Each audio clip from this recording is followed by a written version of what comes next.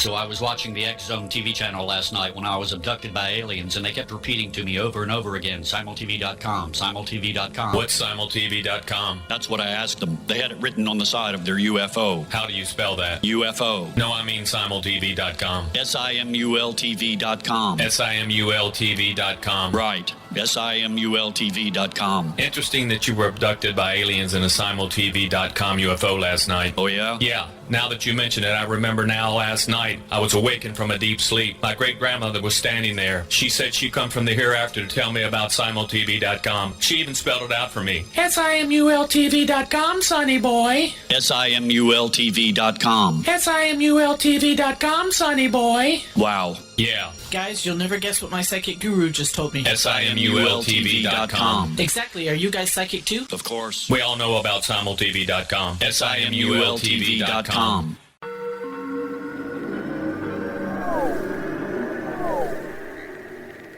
Roswell in the 21st Century is a detailed re-examination of the Roswell UFO crash case. I have studied the evidence for more than 30 years, and I now put that evidence under a microscope in a cold case examination of the facts. These facts might not please everyone. They are based on my comprehensive investigation that took years to complete, but they do lead to the conclusion that whatever fell was not built on Earth. The Best of Project Blue Book is based on the 22-year-long investigation conducted by the Air Force. But the book goes far beyond that, bringing in evidence that was uncovered long after Project Blue Book was ordered terminated. Using facts that were unavailable to the Air Force investigators, I was able to prove that the Air Force manipulated the data and drew unrealistic conclusions about the UFO sightings reported to them. My different perspective shows there was more to Project Blue Book than even the Air Force knew. Both books are available at Amazon.com. Join Patty Conklin and Healing Within Radio each week. More than entertainment, Healing Within offers educational, useful tools for everyday life. Listen for help overcoming fear, anxiety, and depression. Patty knows about eliminating cancer, MS, dementia, Parkinson's, and a host of illnesses that we face every day. Life can be good. Life is good. All you need are simple tools to start changing your life. Start right now by visiting pattyconklin.com, PATTICONKLIN. No matter where you are in the world, you can work with Patty through Skype, phone, or in person, visiting one of her retreats in Georgia. Visit pattyconklin.com today or call our offices at 404-474-0086. That's pattyconklin.com or call 404-474-0086. This is A Different Perspective with Kevin Randle. Kevin is a retired United States Army Lieutenant Colonel who has studied UFOs for more than 50 years. His military training has provided him with a unique insight into military operations and UFO research. Kevin has investigated many of the most mysterious cases and has been consulted for dozens of documentaries and been interviewed on hundreds of radio and television programs about UFOs. Considered to be one of the leading experts on the Roswell UFO crash, Kevin has written more than 25 books about UFOs, including Roswell in the 21st Century and Encounter in the Desert, a re-examination of the Socorro UFO landing. Now here's the host of A Different Perspective, Kevin Randle. And welcome to this edition of A Different Perspective. Before we launch into the program, I want to mention the passing of one of the good UFO researchers, Ted Phillips. He got involved in the landing trace cases. I think he investigated some 4,000 of them. And he found a correlation between the type of imprints left behind and the object that had landed, which I thought was an interesting development. Because if you can do that, it suggests some kind of predictability, which is one of the scientific requirements. But he was able to do that. But he spent a lot of time investigating landing trace cases, which produces some physical evidence of something having happened and could eliminate a lot of natural phenomenon that way. He was respected by colleagues around the world, set up a team to investigate landing traces. In the last few years, he was investigating a strange manifestation of lights in the Missouri-Arkansas border area. But he did a lot of good work, worked with J. Allen Hynek and that sort of thing. And it's one of the sad things that someone of his caliber has passed at this point, because we need all the scientific research we can bring to the investigation of UFOs. I wanted to mention something else. I was watching a program, I think it was one of those flyover programs that they have on National Geographic, and they were in Montana, so naturally they had to talk about the Battle of the Little Bighorn, or as the other side calls it, the Battle of the Greasy Grass. And what they did was they mentioned that Custer had been killed by 2 wounds. He had one in the side. I think it passed through, I always got the impression it was the right side, through the liver and the lungs, and would have been fatal. And there was another wound on his temple, which would have been almost instantly fatal. But what bothered me about this was that the narrator said, legend has it that Crazy Horse was the one who killed Custer. I'd never heard that before. Back in the 19th century, the Lakota actually held a sort of an election to decide who would be blamed for killing Custer, because all the white men wanted to know who had killed General Custer. And they picked one of the warriors out of there. There's no way to know who killed Custer. I'm thinking, and this will be probably the first place you'll ever hear it, it may have been one of the female tribe members. And the reason I say this is because after the battle was over, the women moved through the battlefield, and they killed the wounded. And the wound on the temple suggests somebody had put a pistol to his head and shot him to make sure he was dead. He may have still been alive. The wounds on his chest wouldn't have been instantly fatal, so it may have been that. But the point simply is there's absolutely no evidence that Crazy Horse had anything to do. Well, he, of course, led part of the Indians, but he didn't actually kill Custer, and there's really no evidence of who did.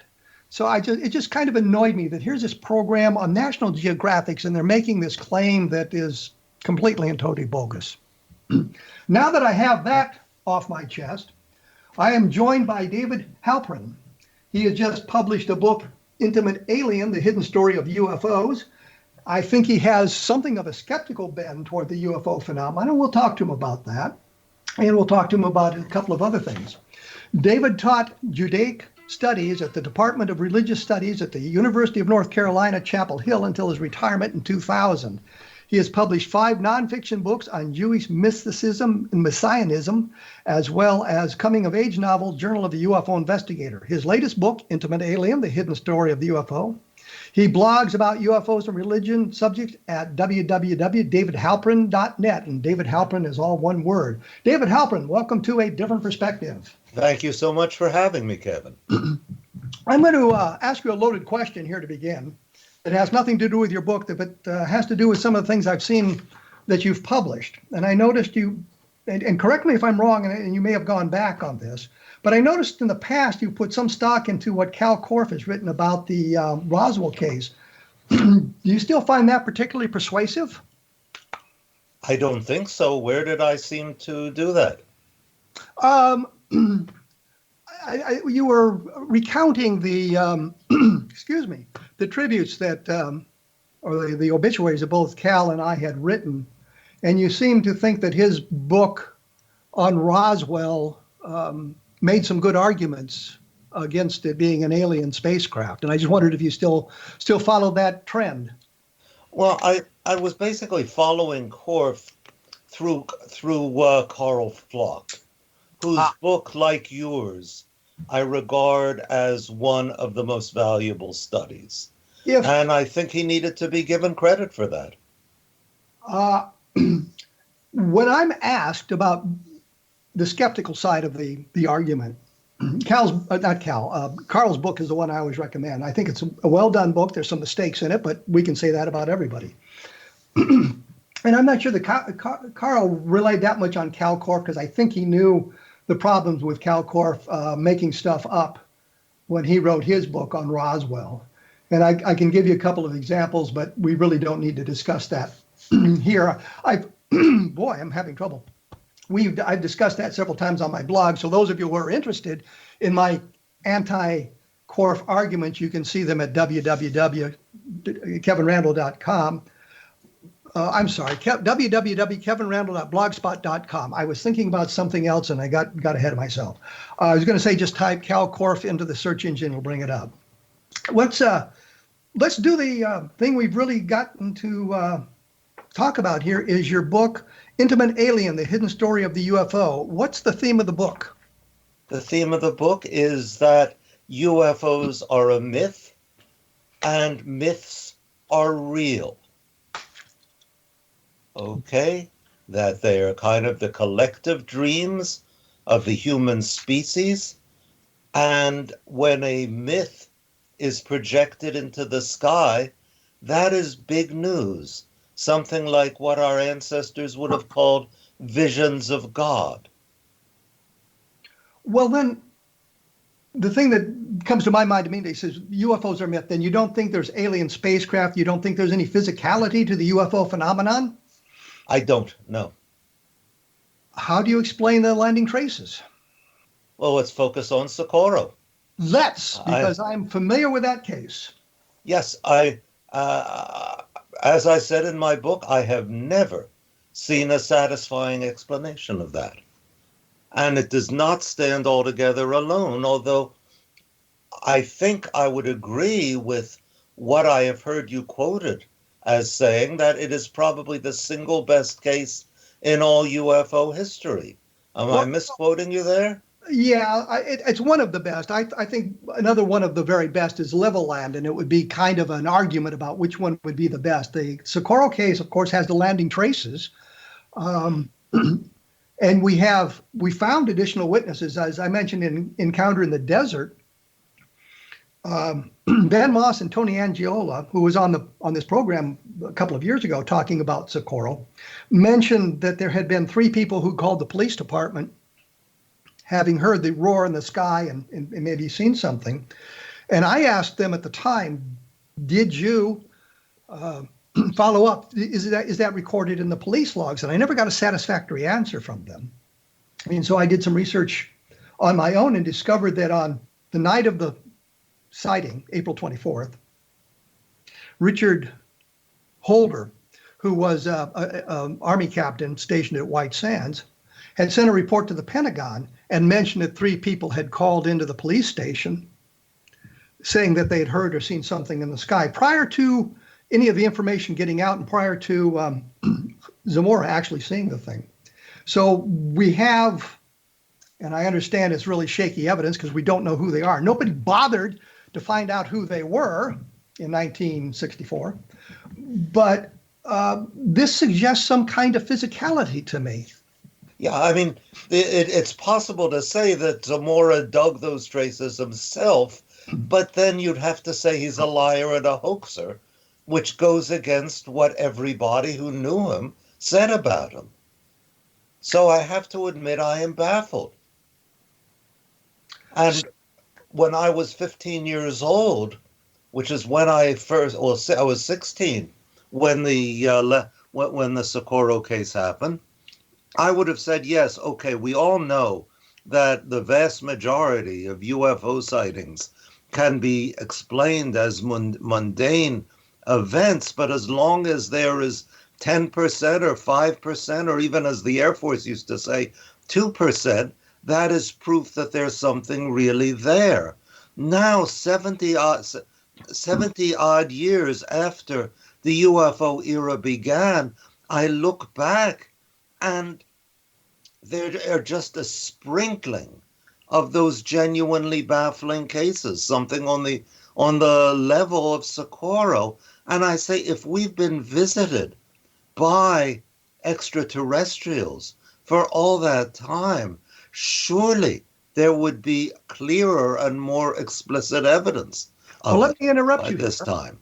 Let me interrupt. We will be coming back here in just a moment. We'll continue the discussion on the evidence for the visitation or possible visitation. The book is called Intimate Alien, The Hidden Story of UFO, and I'll have more information about it up on my blog at www.kevinrandle.blogspot.com. Please notice I got it right. We will be back right after this, so please stick around.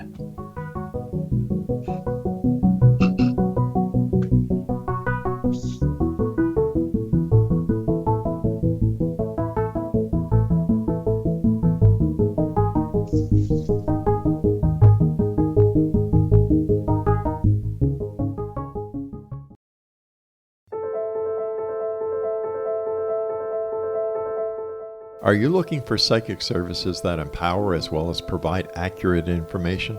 Jenny is a third-generation psychic with extensive esoteric training.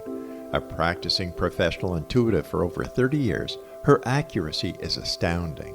While most psychics can read what will happen to you if you don't change directions, Jenny understands the future is subjective.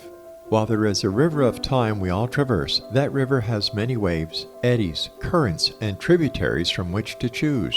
With Jenny as your guide, you can explore the many possible outcomes in the river of time and navigate your course to the one of your liking. Take control of your future.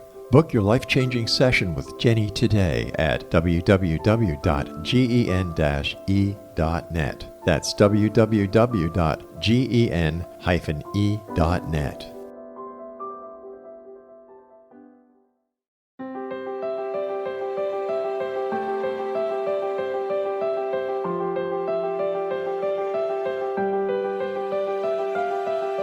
Mission Evolution is dedicated to the well-being of the planet and animals, as well as the evolution of humankind.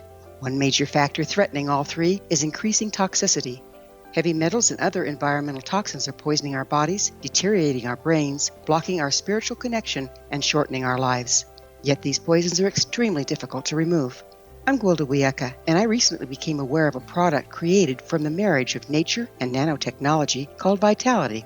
It's formulated from zoolite, whose crystalline structure binds toxins, gently carrying them out of the body. The light is only as clear as the window through which it shines. Clear your body, shine your light into the world. Visit vitalityhappens.com for a 20% discount. Enter code PATHHOME.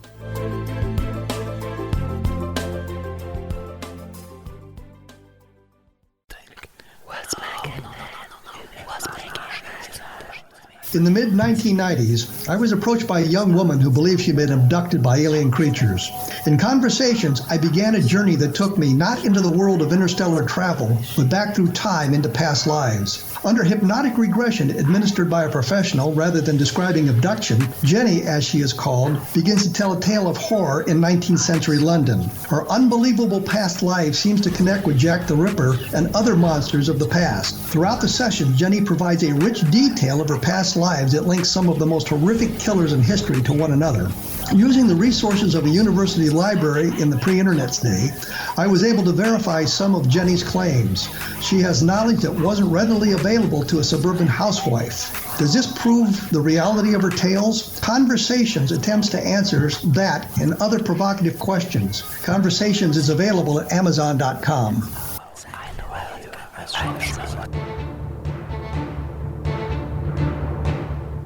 I am joined by David Halperin. We're talking about his book, Intimate Alien, The Hidden Story of the UFO, and we've discovered that he's thinking of UFOs as something of a modern myth, I suppose. When we went away, we were talking a little bit about the Socorro case and the physical traces left behind, and you had mentioned just as we broke that after 70 years of investigation, there didn't seem to be the robust nature of good classic cases to suggest alien visitation. And I cut you off, so if you've got something you'd like to expand on that, go ahead now. Yeah, well, I'll take my text from one of my favorite books of the Bible, the book of Ezekiel. The days grow long and every vision faileth, which I think applies rather well to the expectations of people who, like me, originally thought the UFOs were extraterrestrial visitors. Think of the earliest UFO, the first UFO book to be published was Donald Kehoe's of The Flying Saucers Are Real. And he has I would say, a very affecting passage where he describes how he takes goes on a flight on a commercial airplane, and he reflects that every one of the passengers on this airplane would have their lives transformed by what Kehoe was writing about, the coming of the saucers. Now, more than 70 years have passed since then. Hardly anyone aboard that flight is still alive, and not a single one has had his or her life even marginally affected by the presence of the UFOs. Surely this suggests powerfully that that model of explaining UFOs is not going to work. Well, let me ask you this, though. Couldn't it be that the reason we don't have the kind of evidence we'd like to prove alien visitation is a manipulation of the data by governmental agencies and an attempt to suppress that information? And we have good evidence that that is the case. But then you have to invoke more mysteries to explain the one you started with. Surely government suppression would not prevent UFOs from flying in broad daylight over towns and cities repeatedly so that people could get indisputable photographs of them, so that thousands could see them. And in 70 years, nothing of the sort has happened. Now, what I wrote in the book is that the case for the physical existence of UFOs is neither frivolous nor negligible. There are cases like Socorro which baffle me and support you. But I said, it is problematic enough to encourage us to come up with a different model for explaining them. And in this case, a model that does not discount or diminish them, because I assume you believe that the UFOs pose a major challenge to us and an important problem that must be paid attention to. And I totally agree with that. What I disagree with is in what way they pose that challenge. I agree with you that there is a mystery about UFOs. What I do not agree is where the mystery lies. In my view, it lies not in the heavens, but in our souls. But couldn't we also say that the problem is there are no fleets of UFOs flying over the cities all the time is because of the vast distances between the stars or among the stars here in our own galaxy and the probable expenditures of wealth and energy to get from there to here. And so the number of times a legitimate UFO has actually gotten to Earth is much fewer than the literally millions of reports that have been made in those 70 years. You do not feel that there's something strained in that explanation? I'm just asking the question here that isn't that a possible reason we don't have the kind of displays that you seem to suggest would prove the case? I mean, I could postulate the prime directive from Star Trek, which is observe but don't interfere, or the anthropological statement, observe but don't interfere. And so they're observing rather than interfering. So while they don't go to great pains to hide themselves, they are seen in the daylight. There's photographs, there's good movie footage, there's physical traces, there's radar tracks, all suggesting of physicality to the phenomenon, rather than just something that I guess is in the ether out there that causes it to believe there's alien spacecraft coming. But flip that around. I mean, that at times, as in Belgium in 1990, they've been tracked on radar going at supersonic speeds without creating sonic booms. Would that not suggest the opposite, of there being solid physical objects? Or would it not suggest that maybe their stealth technology is much better than ours? And again, you have to appeal to the unknown to account for the unknown. But I can also say, if we looked at the UFO sighting, if we took a modern fighter plane back to 1947, then the observations of the people on the ground would be based on their knowledge and the words they can use. They would not understand the stealth technology that we have today. And so I know what you're going to say, but this answer is that their technology has defeated those sorts of problems, and we're working to defeat them as well. We've managed to defeat the heat signatures from the aircraft and the radar signatures. So that they would be able to go at supersonic speeds without creating sonic booms. Yes, yes. Or on the flip side of that is the people who suggested they were moving at supersonic speeds were inaccurate in what they said. But they found a way to dampen the problem. I think we've exhausted our arguments here. I think your listeners have heard my positions on this, and I think they've heard yours. And clearly, you have a coherent argument. Otherwise, highly intelligent and well-informed people like you could not possibly believe in UFOs. Does that make sense to you? There's clearly a real argument to be made.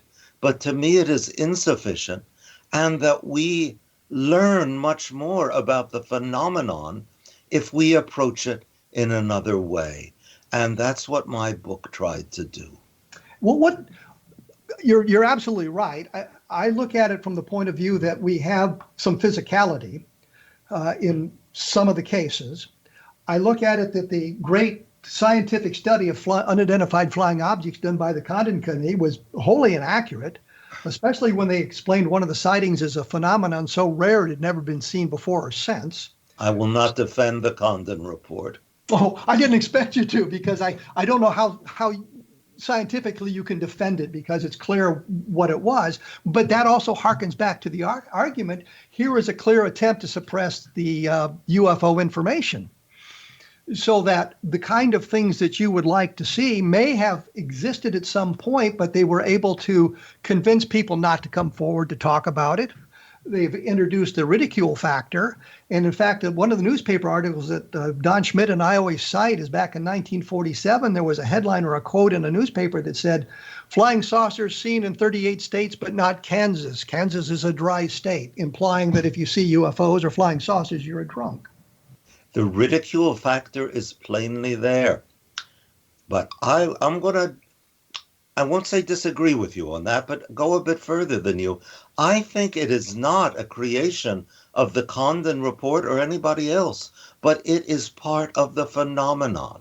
That part of the phenomenon, just as it generates spacey enthusiasm, it also generates knee-jerk ridicule. And in understanding what the UFO means to us, which is where I think the crux of the issue is, we need to understand both. So you're not rejecting the physicality. I am. You are rejecting physicality. What I'm rejecting is the brushing aside of UFOs as nonsense. And when I call UFOs a myth, you and your listeners must understand clearly that I do not use that word to disparage them. We are so used to thinking of a myth as meaning bunk or nonsense or something that isn't true, that I would encourage people to get their minds around another sense of it, that it is something that comes deep within us, that speaks, usually in symbolic terms, of some truth that we otherwise will not recognize.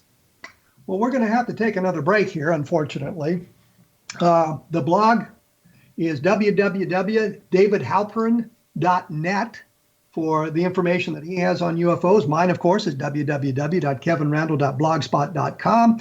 If you're interested in the Socorro case and some of the information that I was able to find about it, the book is Encounter in the Desert, and it's specifically about the Socorro case, but there's a lot of other information in it as well.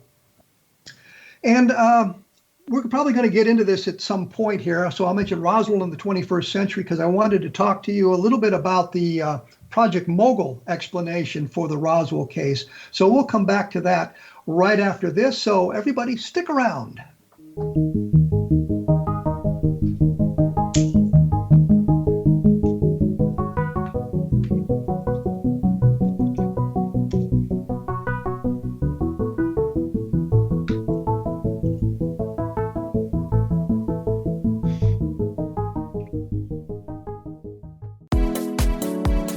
How would your life change if you could develop the business and personal skills that you need in order to make more money? Do you want to learn how to achieve your big life goals faster? Then go to findhiddenmoney.com and get the Goal for It online course. The course teaches you how you can set and achieve your biggest goals while completely overcoming the roadblocks to your goals so that you can realize your dreams and imagine more success. Go to findhiddenmoney.com. If you are looking for a safe, zero-calorie natural option to the harmful artificial sweeteners on the market today, Just Like Sugar is what you're looking for. Just Like Sugar is a wonderful natural alternative for those health-conscious people who choose a calorie-restricted diet with a great, pure, sweet flavor that tastes just like sugar. Just Like Sugar is a great natural option for people suffering from diabetes and may be useful in restricted diet programs where standard sugars are not allowed and does not cause a laxative effect of some other sweeteners. Just Like Sugar comprises a perfect blend of chicory root fiber, natural calcium, natural vitamin C, and Just Like Sugar's sweetness comes from the natural flavors from the peel of the orange. Just Like Sugar is a natural alternative to harmful artificial sweeteners and will change the way that you believe all natural sweetener products taste. Just Like Sugar is available at your local Whole Foods markets, Wild Oats markets, Henry's, Sun Harvest, and many other fine natural food stores in the U.S., Canada, and worldwide. Audience. If you have seen a UFO, had a close encounter, seen a ghost, Bigfoot, lake monster, or a story that you would like to share or have investigated, contact me, Rob McConnell, by sending me your email to xzone@xzoneradiotv.com, or you can call toll-free 1-800-610-7035, extension 143, and on Skype, X-Zone Radio TV. For more information on the X-Zone Radio TV show with yours truly, Rob McConnell, visit www.xzoneradiotv.com or www.xzonetvchannel.com or simultv.com and xzbn.net. Until next we meet here in the X-Zone from our broadcast center and studios in Hamilton, Ontario, Canada, always remember, X-Zone Nation, keep your eyes to the sky and your heart in the light.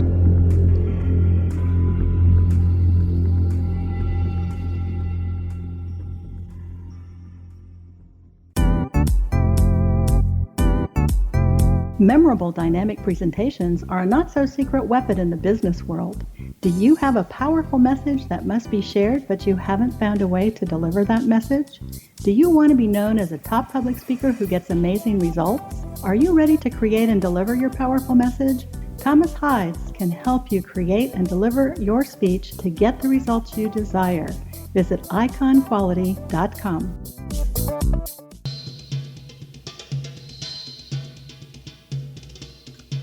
I am with David Halperin. We're talking Intimate Alien, the hidden story of the UFO. And we've talked about the physicality a bit. We've talked about the mythology, and mythology not necessarily being a pejorative term to use when describing UFOs. I just can't seem to get my head around part of this, however. And that's when we come back to the physicality. You suggested something internal in the human psyche that causes us to, believe in the alien thing. My PhD dissertation was on the influence of belief structure on the identification of ambiguous stimuli, meaning that if we saw lights in the sky and we were predisposed to believe in flying saucers, then we saw alien spacecraft. And if we had a more religious bend, we might see ghosts or angels and that sort of thing. But I guess what I can't get around, and you're the one that brought up the Socorro case, and I'd seen that in your book, where we have the physical traces that are inexplicable. And I don't, because we have outside witnesses other than Lonnie Zamora, I just can't get my head around this idea that you've reduced the thing or maybe rejected the idea of the physicality. Yeah, I just can't, I cannot explain how the traces came to be at Socorro. There is the explanation that lies close to hand, which is that Zamora hoaxed them. I mean, other than that being completely out of character for him, would you see that as impossible? Oh, absolutely not. But I do remember Sam Chavez, who was the first guy to get there after Zamora made the call to the police station. He was there in a matter of minutes, and he actually looked to see if there was any shovel or anything like that Zamora had in his patrol car that would have allowed him to create the impressions and that sort of thing in the ground. Also, there was the burned area that seemed to defy analysis. It was clear that it had been burned, but they found no chemical accelerants to suggest how it was burned. So this is suggestive of something beyond Zamora's capability of creating. No, I would agree with you. It is baffling. And that was Hector Quintanella's solution as well. That he being the head of Project Blue Book, and I mentioned that for the audience who may not know who he was. It's one of the very few cases in the Project Blue Book files where there were alien creatures observed that wasn't immediately labeled as some kind of a psychological problem by the witness. Then, you mentioned the alien creatures or the creatures. Now, these creatures looked human, did they not, except for their small size? Humanoid, I would say, as opposed to human. A fine line, but a line I would draw. And I don't know that you ought to draw that line, because we would also speak of the UFO beings that we now call the Greys, and that came into public attention with the publication of Whitley Strieber's Communion. Those also could be called humanoid, yet clearly alien, clearly not like us. And that was not the way Zamora described his pilots. And it is very hard for me to escape the sense that a physical appearance of the UFO pilots transforms itself as the UFO tradition grows and develops. Now, if we see this as a creation of the human mind, that is easily explainable. If we see it as an actual visitation of some outer space species, then it becomes much more difficult. Don't you think so? Oh, absolutely. And I'm always bothered by the fact that many people describe alien creatures when they see them as humanoid, and some of them, in fact, as human. That bothers me greatly because it doesn't seem to be very likely that life evolving on another planet would follow the traditions of Earth, so to speak, unless there's another force at play here. I mean, one of the other best UFO sightings, I imagine you'll agree, is Father Gill in 1959 at Papua New Guinea. And he wrote in his report, there is no doubt they are human, of the beings he saw walking on the deck of the flying disc. Yet at the same time, he described them as being luminous, as angels would be. But that sounds to me more like a perception problem than it does anything else. We get harken back to the identification of an ambiguous stimuli and how your belief structure forms that impression. But I was thinking of with the Zamora case, and I made the point earlier that Zamora was not alone in his observations, that others had seen the thing, and the follow-up is what was lacking here by Holder, by the FBI, by the Lorenzens, Coral and Jim Lorenzen of APRO, by the NICAP guys. Nobody tried to find these people, which is just frustrating as hell. But so you're not relying just on Zamora, but you also have the physical traces left behind. You have Sam Chavez getting there so quickly, and no evidence of anybody else fleeing the scene. No evidence of these alien creatures other than they got back into the craft, whatever it was, and it lifted off. So you've got a real problem here with the physicality of this. You can't really, you can say that Zamora interpreted the appearance of the creatures in human terms because that was less frightening for him than some kind of alien beings, or he wasn't thinking of alien beings. He saw the shapes and he just concluded they were human. You have all those sorts of perceptions playing here, but you have the physicality of what remained behind. And we have a lot of cases where UFOs left some landing traces. They were tracked on radar. They were intercepted by jet fighters. They were fired on any number of times. And I've actually talked to pilots who said that the bullets bounced off the object, which suggests that you've got some kind of a physicality there. And that's why I get hung up. And in 70 years, they have never once collided with an airplane. I mean, Leslie Kean in her book, UFOs, what is it, Pilots, Generals Speak, warns us that we need to clarify what's going on with the UFOs, because sooner or later there's bound to be an air disaster. And that does sound like a reasonable expectation. Yet in 70 years, there's never been one. Pilots have seen strange objects hurtling toward them, but they always miss. Is that not passing strange if we are dealing with physical objects in our atmosphere? But if you've got a I'll say one thing that strikes me immediately with that. My car has cruise control on it, and I had it on, and I noticed when I got too close to a car in front of me, it automatically slows down to prevent those sorts of collisions. And I'm also suggesting that maybe the problem is that we're not having the number of visitations that are suggested by the sightings. They're much fewer and further between, which would lessen the opportunity to crash into an aircraft. I think we could keep on this back and forth, but I'd like to steer in a slightly different direction. Hey, that's my job. And I'd like, I know this is your thing, but I want to talk about something you've written.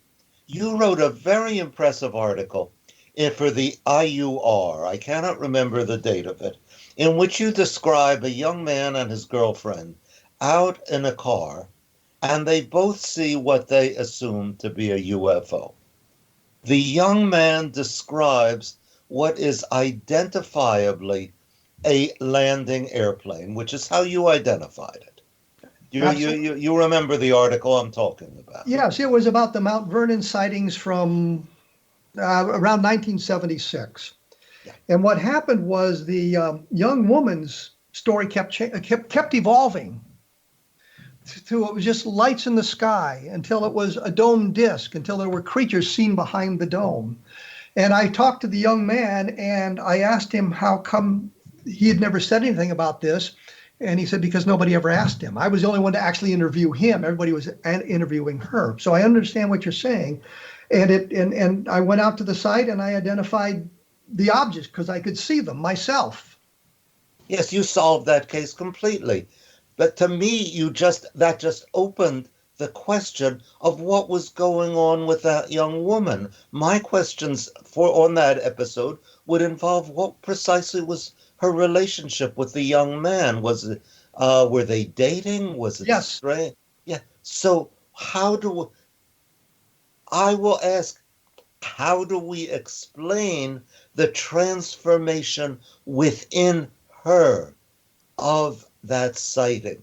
And this is the question that I focus on in my book. And the answer to the question is, I think that answer lies in psychology. And to her, it was much more comforting to see something piloting those objects, those lights that she saw. It was a way of her dealing with, I guess, her fright of the circumstance that they were in. They were in no danger, of course. We're going to have to take a break here, unfortunately. The book, once again, is Intimate Alien, The Hidden Story of the UFO.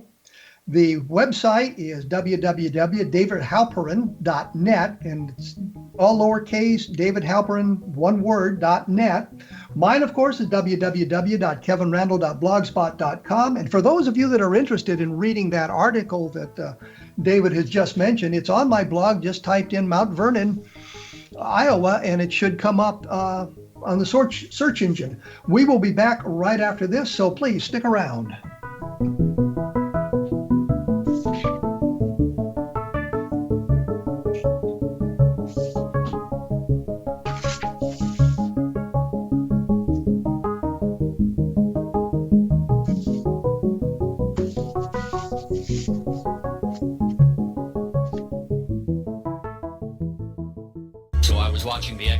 TV channel last night when I was abducted by aliens, and they kept repeating to me over and over again, simultv.com, simultv.com. What's simultv.com? That's what I asked them. They had it written on the side of their UFO. How do you spell that? UFO. No, I mean simultv.com. simultv.com. simultv.com. Right. simultv.com. Interesting that you were abducted by aliens in a simultv.com UFO last night. Oh, yeah? Yeah. Now that you mention it, I remember now last night I was awakened from a deep sleep. My great-grandmother was standing there. She said she'd come from the hereafter to tell me about simultv.com. She even spelled it out for me. simultv.com, sonny boy. simultv.com. simultv.com, sonny boy. Wow. Yeah. Guys, you'll never guess what my psychic guru just told me. simultv.com. Exactly. Are you guys psychic too? Of course. We all know about simultv.com. simultv.com.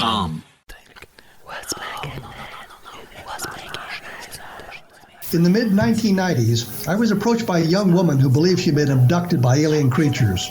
In conversations, I began a journey that took me not into the world of interstellar travel, but back through time into past lives. Under hypnotic regression administered by a professional rather than describing abduction, Jenny, as she is called, begins to tell a tale of horror in 19th century London. Her unbelievable past life seems to connect with Jack the Ripper and other monsters of the past. Throughout the session, Jenny provides a rich detail of her past lives that links some of the most horrific killers in history to one another. Using the resources of a university library in the pre-internet day, I was able to verify some of Jenny's claims. She has knowledge that wasn't readily available to a suburban housewife. Does this prove the reality of her tales? Conversations attempts to answer that and other provocative questions. Conversations is available at Amazon.com.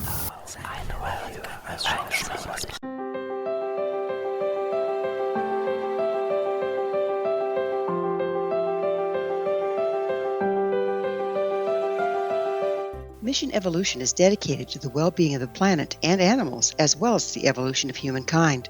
One major factor threatening all three is increasing toxicity. Heavy metals and other environmental toxins are poisoning our bodies, deteriorating our brains, blocking our spiritual connection, and shortening our lives. Yet these poisons are extremely difficult to remove.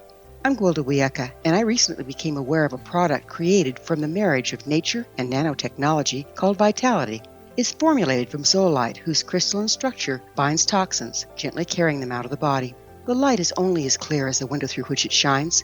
Clear your body, shine your light into the world. Visit vitalityhappens.com for a 20% discount. Enter code PATHHOME.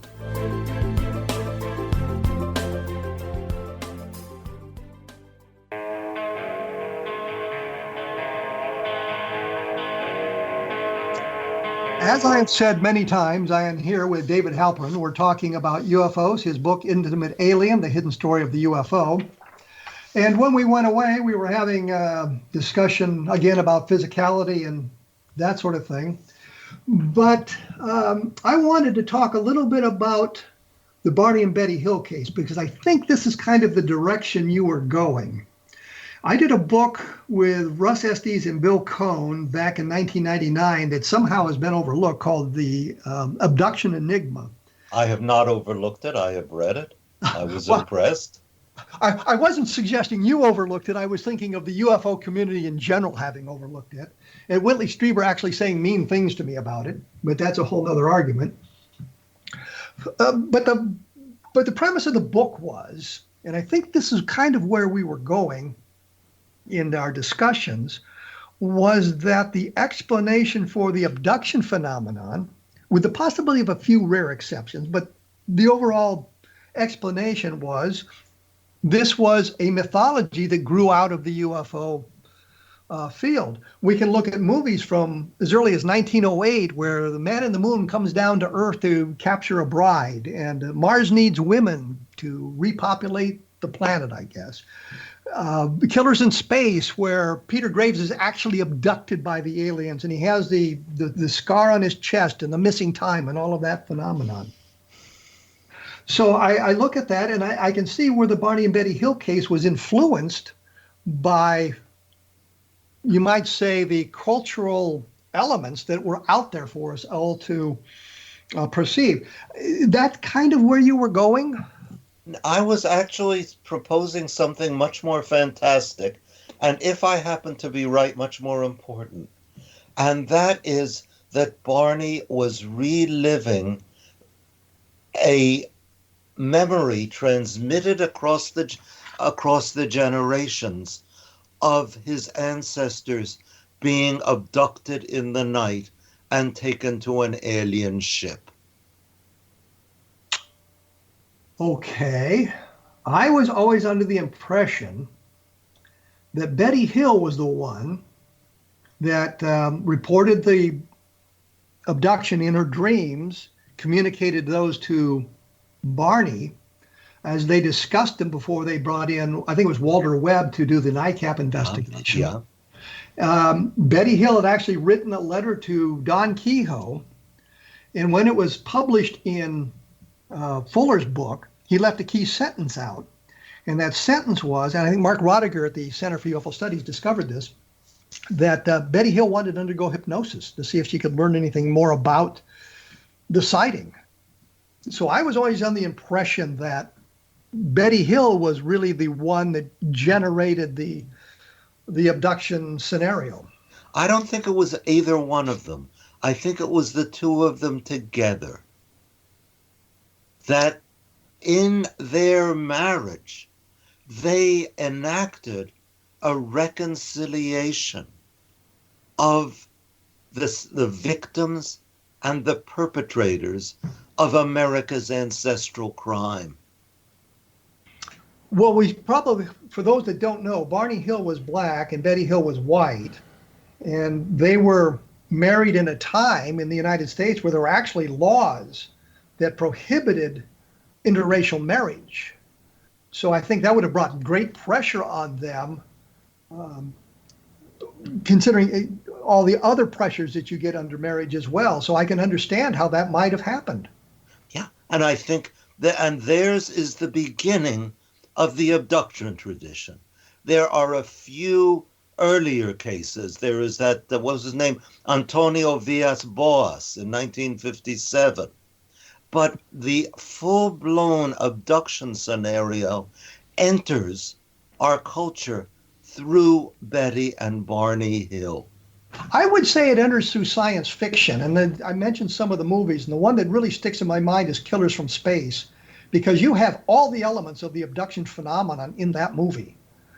From the missing time, from the aliens from a dying planet, from the big eyes, to the scar on his chest that suggests advanced surgeries, to all the elements are there. And I think if we look at other things, there was a Twilight Zone episode called Hocus Pocus and Frisbee, where Andy Devine is abducted by aliens to his spacecraft. And Betty Hill actually asked Barney at one point if he'd been watching the Twilight Zone again. The aliens actually have the kind of wraparound eyes Barney Hill talks about, and I think it's more likely that would be the genesis of Barney's description of the alien as opposed to the Bolero Shield, which was on the Outer Limits. But both these programs were shown on national TV prior to Barney Hill describing the aliens and that sort of thing. I have no doubt that the Bolero Shield contributed Barney's description of the wraparound eyes. Well, I think it's a Twilight Zone. Yeah, I think it was one episode of it. Yes, the Bolero Shield, no? No, the Twilight Zone was called Hocus Pocus and Frisbee. The Bolero Shield was on the Outer Limits, and I think the skeptical community, Martin Klottmeyer. Yeah, Marty Klottmeyer, yeah. He and the others talk about the Bolero Shield, but I think the more likely genesis is the Twilight Zone episode, because the eyes look more like what they had, like Barney draws, and the face is the same kind of blank that Barney draws. But okay, I won't dispute that, but I would doubt that seeing TV science fiction would have had such a powerful effect on him unless it plugged into something deep within him that was the source of utter terror. You remember that the hypnotist, Benjamin Simon, was afraid that Barney was going to throw himself out of the window. He became so agitated. that Phil Klass, listening to the tapes, and Klass, as many of your listeners may know, was one of the deans of the UFO skeptics in the late 20th century, that Klass said, listening to those tapes, I could completely agree with the doctor that Barney had seen something and it had been a terrifying experience. I cannot imagine that simply watching science fiction could have had such power for him unless it resonated to something already within him. And I can understand that. In watching Game of Thrones, when the dragon was killed by the Night King and it crashed and fell into the lake, that scene horrified me as a former Army helicopter pilot, having been shot down. And I just don't want to watch that scene ever again. I understand that kind of resonance that can be brought about by seeing something on television that really doesn't relate directly to your experience, but certainly brings up those sorts of memories. We've got about 2 minutes left here, and there are points where we actually agree more heavily. What are some examples of that quickly? Well, you wanted to talk about Project Mogul. I don't think we agree on Project Mogul. Okay, we disagree and we agree. We disagree in that I'm very attracted to the Mogul explanation, and I wish it could be true. But you don't think it's... I think your analysis of the Crary diary was completely convincing.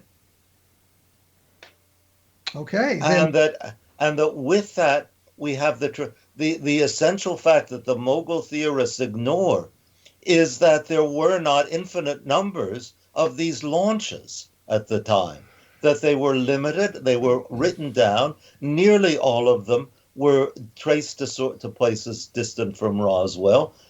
And the exception was, what was it, Flight 4, I think? And Flight number 4. Yeah, and you showed convincingly that it never flew. So at the moment, I would say I cannot accept the Mogul explanation, but I wish someone would come along and show that your arguments are wrong, because it is such an aesthetically satisfying explanation. I love it. I just think I have to leave it. And that's kind of where I was on the Jim Ragsdale story of seeing the crash, being out there in the desert with his paramour and watching the UFO crash. And I'm thinking, this is great. You now start my lectures by saying, this was like every science fiction movie you've seen, the couple out in the desert or out in Lover's Lane, and the thing flies over and they go out to explore it. And now I have to reject that because obviously it was untrue. I get it. We're out of time. I wish we'd gotten to Mogul. I had notes and notes and notes, and we just went off on all kinds of tangents that I had not expected. But that's the way the show goes sometimes. On the contrary, I thought you called attention to one of the basic flaws in my argument. Oh, well, thank you. I will say once again, the book is Intimate Alien, The Hidden Story of the UFO. The website is www.davidhalperin.net. Take a look at that. I will post on my blog a link to it as well. David, thank you so much for taking time this afternoon to chat with us about your book. Thank you for having me, Kevin. I've enjoyed the conversation. Me too. We will be doing, or I should say, more information will be available at www.blogspot.com. In the near future, or it may be out now, there's a book called The Best of Project Blue Book, which is a book I've done where I've looked at the Project Blue Book cases, brought in evidence from other sources that Blue Book didn't explore, and information that was developed in the years since Blue Book closed. I think it shows where the Air Force went awry. I think it's an important book to take a look at. Always take a look at Roswell in the 21st century. David Halperin seemed to enjoy the book. I'm certainly happy that that's true. I will be back next week with another edition of A Different Perspective. So thanks for listening.